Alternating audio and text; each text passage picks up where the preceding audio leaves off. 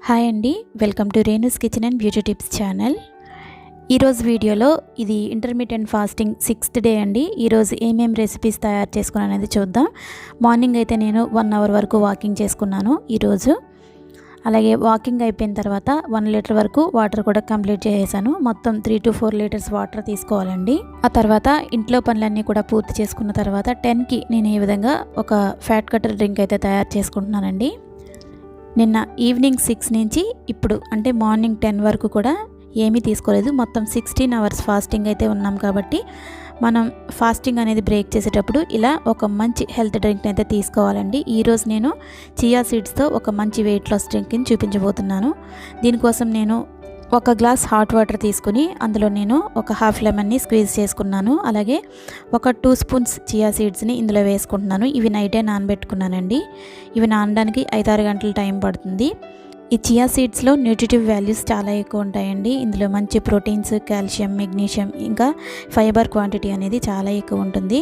ఇవి మనకి వెయిట్ లాస్కి చాలా హెల్ప్ అవుతాయి. నేను ఫ్యాట్ కట్టర్ డ్రింక్ అయితే చియా సీడ్స్తో నేను ఫ్యాట్ కట్టర్ డ్రింక్ తయారు చేసుకున్నాను. ఇక బ్రేక్ఫాస్ట్ విషయానికి వస్తే ఈరోజు నేను ఎగ్ని బాయిల్ చేసుకుని ఈ విధంగా కొంచెం ఫ్రై చేసుకుని తీసుకుంటున్నాను. మామూలుగా అయితే ఎగ్ని బాయిల్ చేసుకుని కొంచెం సాల్ట్, పెప్పర్ చల్లుకుని తినేస్తూ ఉంటాం. మనం ఎలాగూ రైస్ తినట్లేదు.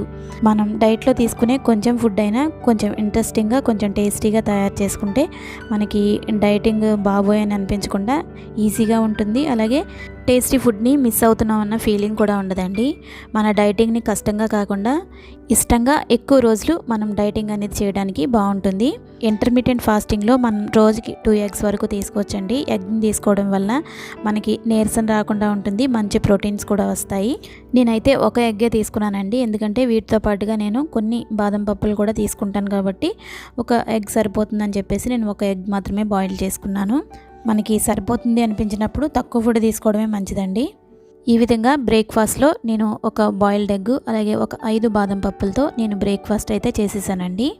ఇక లంచ్ విషయానికి వస్తే 1-1:30 ఆ టైంకి నేను రోజుల చపాతీ కాకుండా ఈరోజు గోధుమ రవ్వని ఈ విధంగా రైస్లో ఉడికించుకుని తీసుకున్నాను.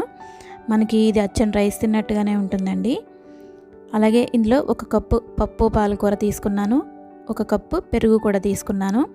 మనం గోధుమ రవ్వని 1 కప్ తీసుకుని 2 కప్పుల వాటర్ యాడ్ చేసుకుని 1 స్పూన్ ఆయిల్ వేసుకుని మూత పెట్టేసి స్టవ్ని లో ఫ్లేమ్లో పెట్టి ఉడికించుకుంటే మనకి చక్కగా రైస్లా పొడి పొడిగా వస్తుందండి. ఈ విధంగా లంచ్లో సింపుల్గా నేను 1 కప్పు ఉడికించుకున్న గోధుమ రవ్వ, 1 కప్పు పప్పు పాలకూర, కొంచెం పెరుగుతో నా లంచ్ అయితే చేసానండి. గోధుమ రవ్వని ఇలా ఉడికించుకుని తీసుకోవడం వల్ల నాకు అచ్చం రైస్ తిన్నట్లుగానే అనిపించింది. అలాగే చాలాసేపటి వరకు ఆకలి అనేది వేయలేదు. కొన్ని కర్రీస్ చపాతీలో కన్నా రైస్లోకే బాగుంటాయి అనిపించినప్పుడు ఈ విధంగా మనం గోధుమ రవ్వతో రైస్లా చేసుకుంటే తినడానికి కూడా చాలా బాగుంటుంది. ఇక 4-4:30 ఆ టైంకి ఈ విధంగా నేను 1 గ్లాస్ బటర్ మిల్క్ అయితే తీసుకున్నానండి. ఇది కూడా మన వెయిట్ లాస్కి పనికొచ్చేలా ఎలా తయారు చేసుకోవాలంటే ఒక మిక్సీ జార్ తీసుకుని అందులో ఒక 2 టేబుల్ స్పూన్స్ పెరుగు వేసుకోవాలి. అలాగే అందులో కొంచెం వాటర్ కూడా యాడ్ చేసుకుని ఇంకా అందులో కొంచెం జీలకర్ర, కొద్దిగా అల్లం, కొంచెం కరివేపాకు వేసుకుని చక్కగా ఈ విధంగా మిక్సీ పట్టేసుకుంటే మనకి ఇది వెయిట్ లాస్కి కూడా హెల్ప్ అవుతుందండి. ఈ విధంగా నేను 4-4:30 ఆ టైంకి 1 గ్లాస్ బటర్ మిల్క్ తీసుకున్నాను. ఇక నైట్ డిన్నర్ విషయానికి వస్తే మనం డిన్నర్ అనేది 6 కల్లా కంప్లీట్ చేసేయాలండి. ఇక మళ్ళీ మార్నింగ్ 10 వరకు కూడా ఇంకేం తీసుకోకూడదు. ఈరోజు నేను డిన్నర్లో ఇలా సింపుల్గా 1 కప్ పపాయ ముక్కల్ని తినేసాను. ఈ ఫ్రూట్లో మనకి క్యాలరీస్ అనేవి చాలా తక్కువ ఉంటాయి, ఫైబర్ క్వాంటిటీ అనేది చాలా ఎక్కువ ఉంటుందండి. మన ప్రేగుల్లో ఉన్న విష పదార్థాలన్నీ కూడా క్లీన్ చేయడానికి ఈ పపాయ ఫ్రూట్ అనేది చాలా బాగా హెల్ప్ అవుతుంది. ఇందులో విటమిన్ సి ఉంటుంది, మంచి యాంటీ ఆక్సిడెంట్స్ ఉంటాయి. ముఖ్యంగా మన ఇమ్యూనిటీని బూస్ట్ చేయడానికి ఈ పపాయ అనేది చాలా బాగా పనిచేస్తుందండి. ఈ విధంగా నేను సింపుల్గా 1 కప్పు పపాయ ముక్కలను తీసుకుని నా డిన్నర్ అయితే 6 కల్లా కంప్లీట్ చేసేసానండి. ఇక నెక్స్ట్ డే మార్నింగ్ 10 వరకు కూడా మనం ఇంకా ఫుడ్ అనేది తీసుకోకూడదండి, ఓన్లీ వాటర్ మాత్రమే తీసుకోవాలి.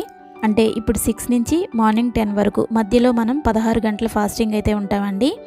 ఈ విధంగా చేసినట్లయితే మనం తిన్న ఫుడ్ డైజెస్ట్ అవ్వడానికి ఒక 8 గంటల సమయం పట్టిన మిగతా 8 గంటలు కూడా మన బాడీలో ఉండే ఎక్స్ట్రా కొవ్వును కరిగించడానికి ఈ ఇంటర్మిటెంట్ ఫాస్టింగ్ అనేది చాలా బాగా హెల్ప్ అవుతుంది. చాలా ఈజీగా వెయిట్ లాస్ అనేది జరుగుతుందండి.